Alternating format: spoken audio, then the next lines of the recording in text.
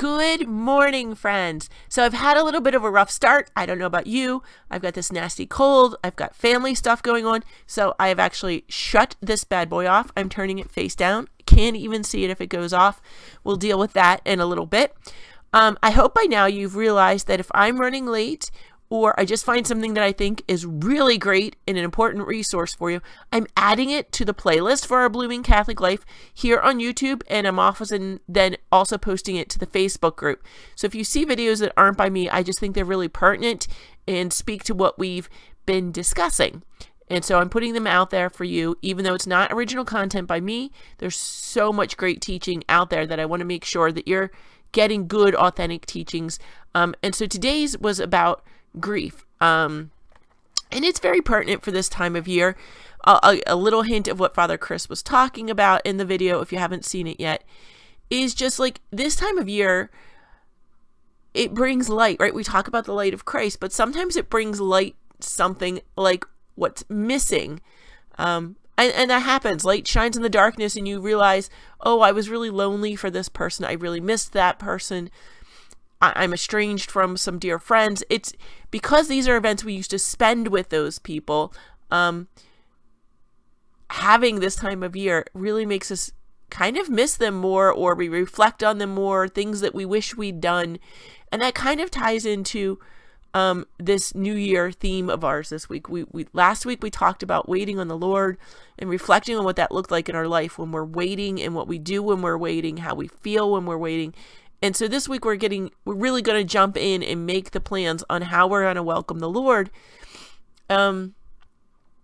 So like one of the times of year for me personally, last year was really hard. The last Christmas, I don't know why it suddenly hit me. It's not like it's new to me. My dad passed away. My biological dad passed away when I was 16. I've since also lost my stepdad and a lot of dear friends. But my dad was the first one that was super, super hard for me. I was 14 when I found out that he was sick. He asked me to come look at something. And it was clearly a tumor on the back of his ear. And so at first I just knew something was wrong. I was 14 and I knew something was horribly wrong. I didn't know much about cancer at that time, but I had a feeling that was it. Turned out to be so much worse. And I had no idea what the process of death looked like at that age. And so I've shared before, yes, I spent my high school years, whether you knew it or not, friends, mostly crying myself to sleep and begging God to spare my dad pain.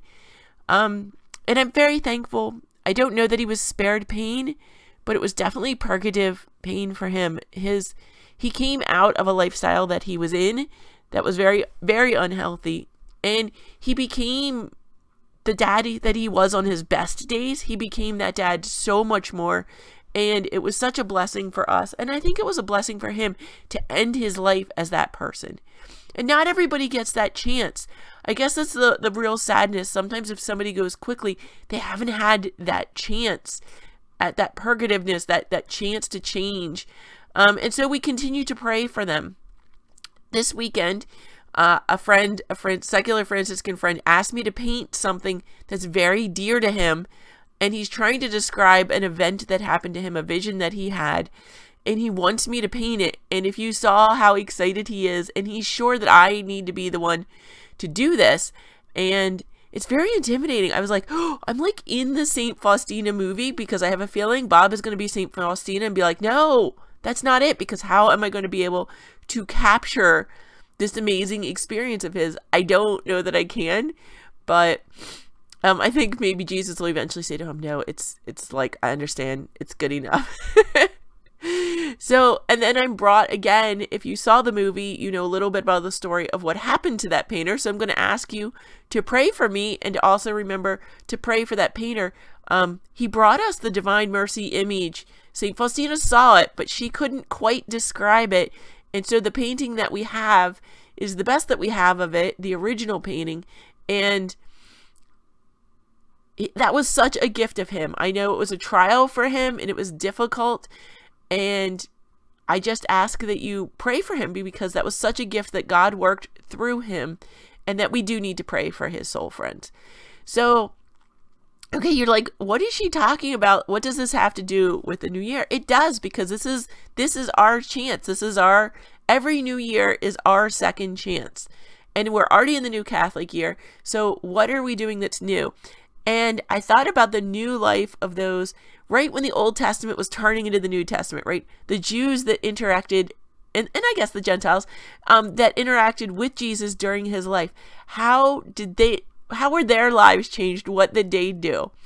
And I want you to go out to Pinterest. This is going to be our first exercise, and I'm actually totally not joking.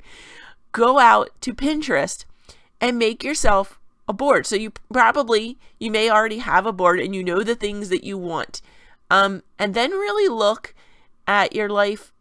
If Jesus was here with you 100%, and you were totally in love with him and doing his will every day, what would that look like? What does that Pinterest board of dreams look like? Your life with God, Emmanuel. What does that Pinterest board look like? And spend some time, go out and make it. I'm not joking. It is so much fun. Now, I haven't quite done that yet because I was preparing an example for you. I was laughing so hard last night doing this. I picked a character that interacted with Jesus and made his Pinterest board. So I picked little Zacchaeus, the Pharisee tax collector who climbed up the tree to see Jesus. So I have on him waiting on the Lord because he was a Pharisee, so he's waiting on the Messiah. But as he was waiting on the Messiah, I mean, and there's things that you could absolutely add to this board. I just did a really simple one. I had like the big houses and the fancy clothes and the super nice camels. And it was very materialistic. I should have probably added like some legalistic stuff because being a Pharisee, he was very much into the law. But that was kind of fun to kind of indulge that side because we know he was kind of greedy and he cheated people. And so it was kind of fun to indulge that side for just a minute and pretend I was that person and get into that character. And that's the deal. It helped me get into that character. So I was being kind of silly. I don't know that Zacchaeus was ever that vain, but it helped me get into his character a little bit because, and I'm going to stop here for a second and I'm going to put up the picture of the Zacchaeus board and I'll be right back.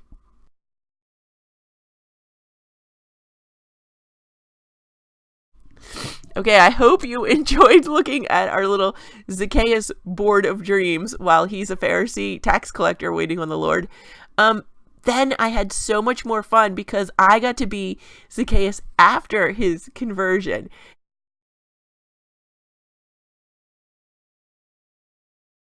And I could have spent days filling that board up. I did not because I was super tired and sick and I needed to go to bed. So I didn't.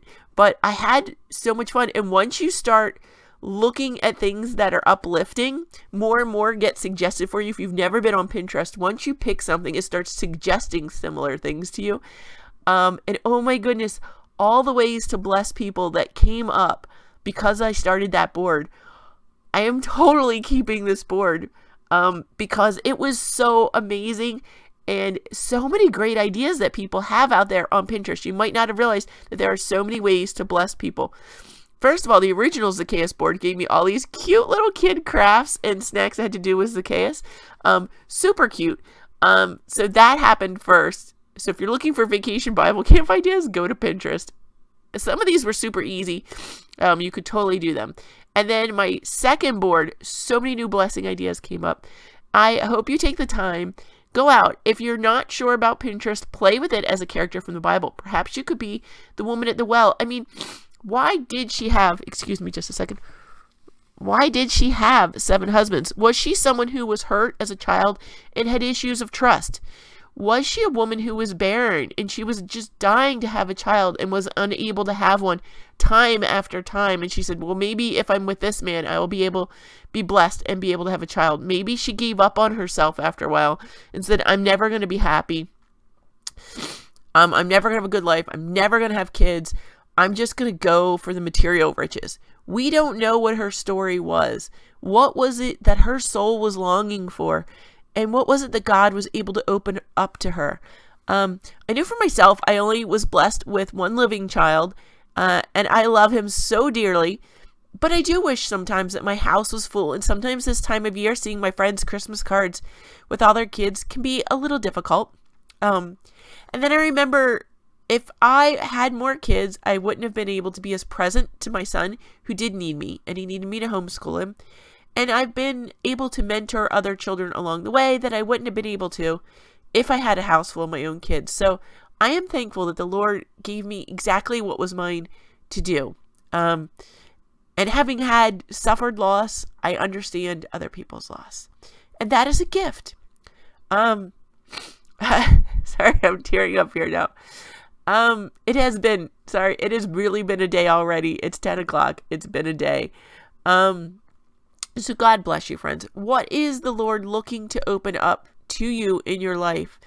Get out there and check out that Pinterest board and make your Pinterest board of dreams for the new year. We're going to look at it later in the week and see how we can use that to improve our prayer life and grow closer to the Lord. But for today, dream your dream with Emmanuel on Pinterest. Okay, so don't forget to like this video, share and subscribe. Remember, it comes up as a little circle. I don't know if I can ever pull that off again. It comes up as a little circle. Click on that and you can subscribe so you get notified anytime there's new content on this channel. And please share the heck out of this. I think it is blessing people from what I've heard, and I'd really like to get it out there to the people that need it, and I'm counting on you to do that. And don't forget to check out some of our other videos that you might have missed that could really speak to you and where you are right now. So God bless you, friends. Pray for me. I'm praying for you, and please pray for my family right now. Thank you. God bless.